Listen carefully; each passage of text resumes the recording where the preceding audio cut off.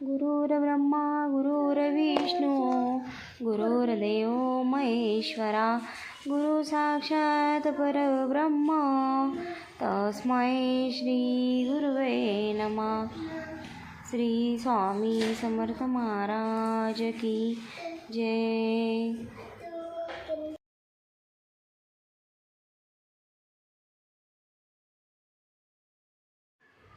गुरुपौर्णिमेच्या सर्वांना खूप खूप शुभेच्छा।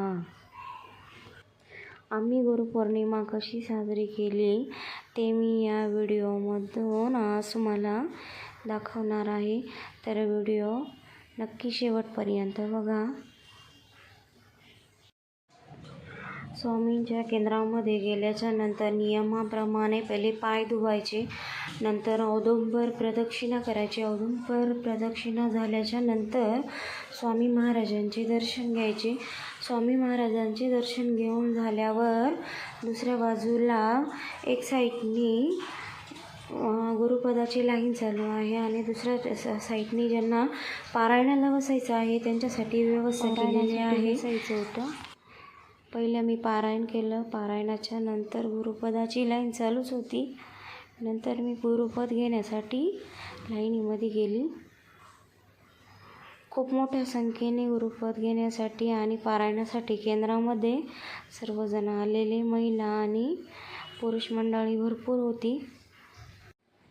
केंद्रामध्ये पारायण आणि गुरुपदाचा कार्यक्रम झाल्याच्या नंतर आम्ही ठरवलं बिल्डिंगमध्ये पण आपण गुरुपौर्णिमा साजरी करायची। तर गुरुपौर्णिमा साजरी करताना आपण स्वामीची पूजा वगैरे करायची, पण त्याबरोबर मस्त जेवण पण ठेवायचं आणि सगळ्यांनी मिळून छानसं जेवण करायचं। तर मग आमचा जेवणाचा मेनू होता मसाले भात, पुरी, भाजी आणि शिरा। हे बघा, इथं मसाले आमटी बनवून तयार झालेली आहे। बटाट्याची भाजी आहे ही। इथं पुऱ्यांसाठी पीठ घेतलं आम्ही भिजवायला।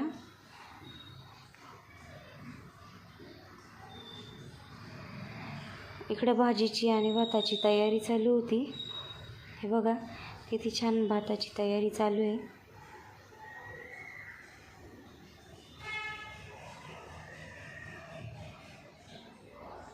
हा आमचा मसाले भात आहे। 3 किलोच्या अंदाजाने घेतलेला आहे आम्ही हा मसाले भात। आमच्याकडं सर्वजणी उत्तम स्वयंपाक बनवतात, त्याच्यामुळं आम्ही काही आचारी वगैरे मागवत नाही किंवा बाहेरून पार्सल पण मागवत नाही। जेवढं होता होईल तेवढं आम्ही स्वतःच करतो, सर्वजणी मिळून बिल्डिंगमधल्या। कारण जी घरच्या जेवणाला चव असते ती बाहेरच्या जेवणांना चव नसते, म्हणून आपण जे घरी बनवतो तेच एकदम उत्तम जेवण असतं। म्हणून आम्ही कोणताही कार्यक्रम असो आम्ही घरच्यासारखं बनवतो। आमच्या मसाले भाताचा टेक्स्चर बघा किती छान दिसतंय। फायनली उकळी आली आता भाताला। थोड्याच वेळात भात आमचा रेडी होणार आहे। तोपर्यंत चॅनलवर जे नवीन असेल त्यांनी सबस्क्राईब करा। आमचं अर्धं जेवण बनवून झालेलं होतं। संध्याकाळचे वाजले होते 6:30 ते 6:45।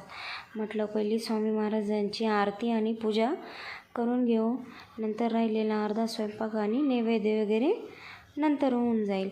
तर मग पहिली आम्ही आरतीची तयारी केली, सर्वांना आरती दिली। आरती झाली स्वामींची, नंतर आमचा झाला हळदी कुंकवाचा कार्यक्रम। जी मेन जोडी आरतीसाठी होती त्यांनीच हळदी कुंकू पण केलं आमच्यासोबत। सर्वांनी एकमेकींना हळदी कुंकू देवाणघेवाण झाली।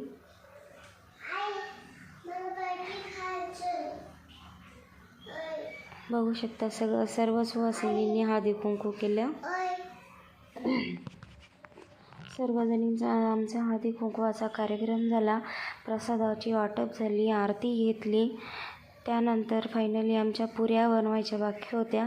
नंतर परत आम्ही वरती गेलो, कारण 3rd फ्लोअरला आमच्या बिल्डिंगच्या स्वयंपाकाचा कार्यक्रम ठेवलेला आणि ग्राउंड फ्लोअरला आम्ही स्वामींची आरती मांडलेली। आरती वगैरे झाल्याच्या नंतर पुऱ्या बनवायच्या बाकी होत्या, नंतर आम्ही गेलो पुऱ्या बनवायला।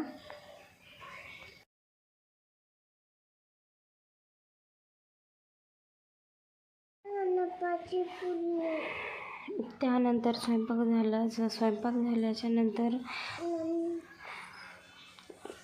लहान मुलांनी जेवण केलं. मुलांची जेवणं झाल्याच्या नंतर पुरुष मंडळी यांची जेवणं झाली. त्यानंतर फायनली आमची वेळ होती जेवणं करायची.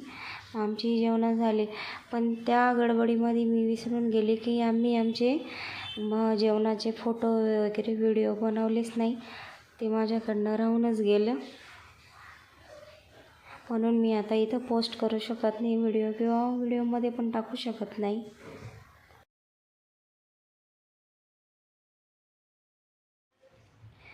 तर कसा वाटला आमचा गुरुपौर्णिमेचा छोटासा कार्यक्रम, नक्की मला कमेंट करून सांगा. आणि चॅनलवर नवीन असेल तर चॅनलला सबस्क्राईब करा.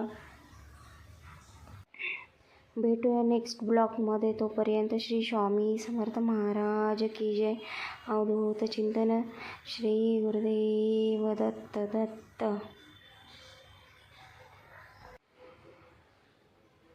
श्री त्र्यंबकेश्वर महाराज की जय.